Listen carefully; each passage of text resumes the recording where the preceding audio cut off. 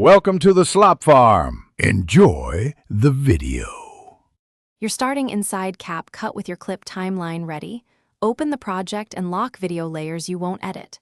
Next, prepare a short script. This helps pacing and reduces retakes. Then choose your input, external mic for clarity or the phone mic if that's all you have. Once done, navigate to the timeline playhead where you want narration to start, because precise placement prevents guesswork later. Make sure recording permissions are enabled so Capcut can access your microphone immediately. You'll tap audio then voiceover and set the playhead. This ensures your narration aligns with visuals. Press record and speak naturally. Project your voice slightly louder than normal. Capcut favors signals around 0 dB to -6 dB to avoid clipping. After each take, stop and listen. If background noise appears, enable noise reduction or re-record in a quieter spot. Once you have several takes, keep the best one and trim others. Because alternate takes give you options when syncing with edits, you're now syncing and polishing.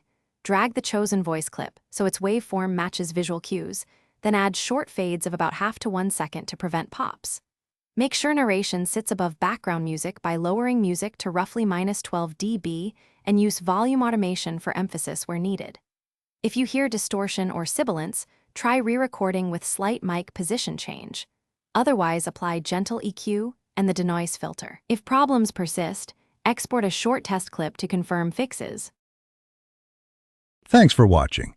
Consider subscribing if we helped you today.